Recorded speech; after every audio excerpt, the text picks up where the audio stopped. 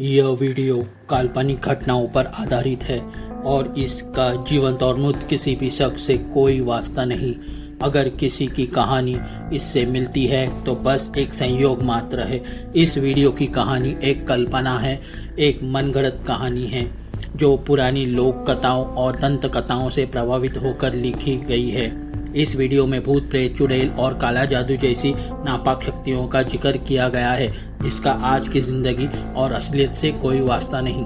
दर्शक इस वीडियो को केवल मनोरंजन के नज़र से देखें, हकीकत से इस वीडियो का कोई ताल्लुक नहीं है।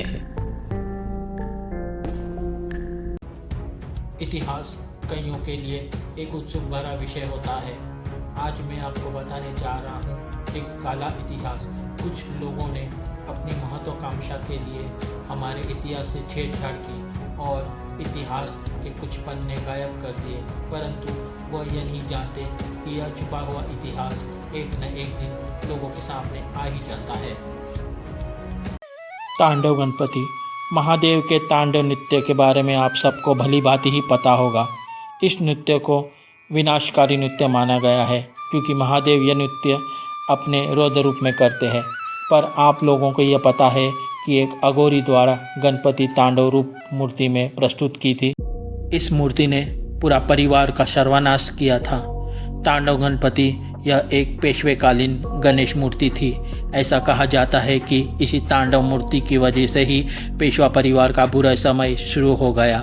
यह तांडव गणपति मूर्ति खोज करते वक्त श्री प्रमोद ओक लिखित पेशवे घराण्याचा इतिहास यह पुस्तक में इसका संदर्भ दिखाई पड़ता है। यह अघोरी तांडव गणपति की मूर्ति रघुनाथ राव अपने घर के मंदिर में नित्य पूजा अर्चना करते थे। रघुनाथ राव अघोरी, मांत्रिक, तांत्रिक और कपट विद्या में पारंग लोगों के नाद में लग गए और अपने पास तांडव नृत्य करने वाली उग्र गणपति की मूर्ति का कड़क उपासना करने लगे। तांडव गणपति के उग्र अनुष्ठान के वजह से जारण मारण की सिद्धियां उन्हें प्राप्त हो गई है।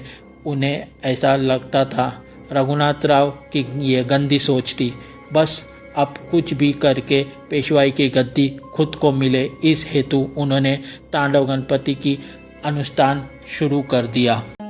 जब तक ज्येष्ठ नाना साहेब पेशवे हयाती में थे तब तक रघुनाथ राव के बेलगाम खर्च, मनमानी व्यवहार और गलत ढंग से चलने वाला कारोबार सब कुछ सहन होने लगा।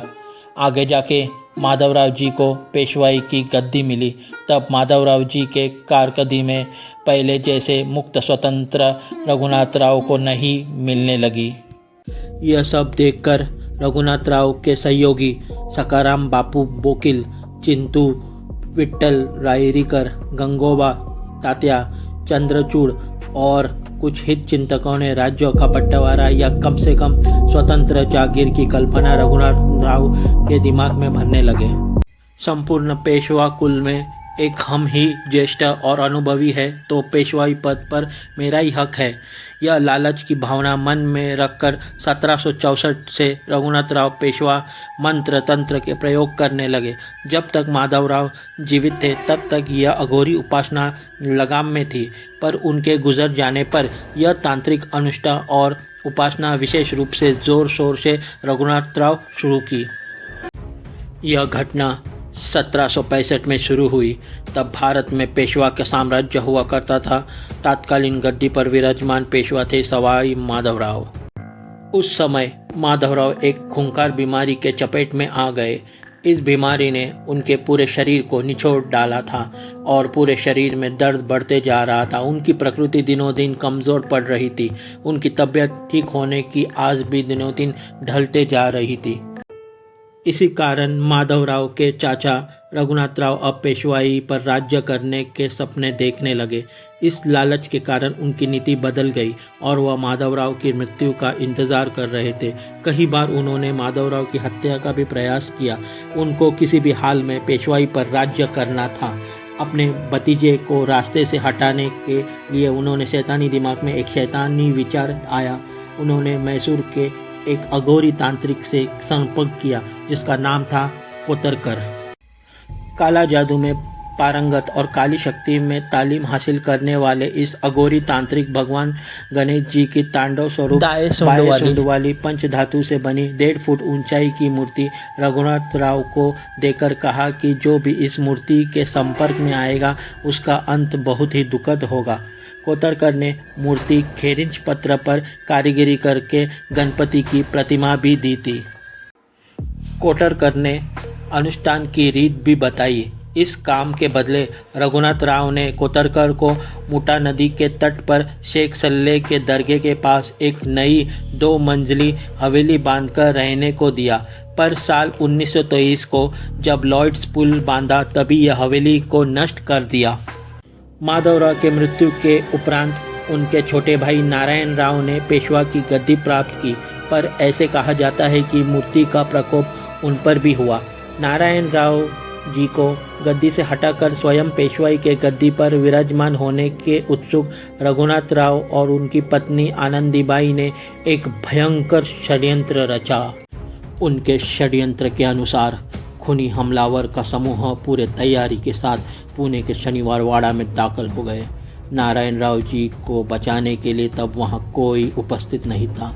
नारायण राव जी अपनी जान बचाने की आस में दौड़ते दौड़ते अपने काका रघुनाथ राव के कक्ष में दाखिल हो गए। तब रघुनाथ राव उस तांडव गणपति मूर्ति की साधना कर रहे थे। वह यह साधना बहुत भयंकर, खतरनाक और जोर शोर से कर रहे थे। जिस क्षण नारायण राव जी कक्ष में काका मला वाचवा प्रवेश किया, उसी वक्त खूनी हमलावर भी कक्ष में दाखिल हुए। देखते ही देखते हमलावरों ने नारायण राव के शरीर के टुकड़े टुकड़े कर डाले। ऐसा कहा जाता है गणपति की मूर्ति नारायण राव के रक्त से नहाकर निकली थी। यह मूर्ति का पहला बलि था। इसके बाद तो जैसे कि भयंकर मौत का सिलसिला शुरू हो गया। अपने भतीजे को मारने के बाद रघुनाथ राव भी कभी शांति से नहीं रह सके। उनके ही लोग उनके विरोध खड़े हो गए।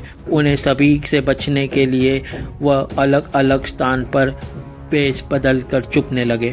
तो यहाँ पे हमारा पार्ट 2 समाप्त होता है।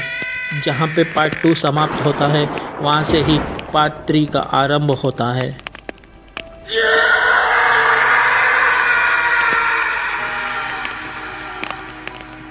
तो आप अभी पार्ट 3 में देखेंगे पेशवेकालीन तांडव गणपति का कहर। आज की यह कहानी सिर्फ एक मनोरंजन के लिए है और यह चैनल कभी भी अंधश्रद्धा को बढ़ावा नहीं देगा।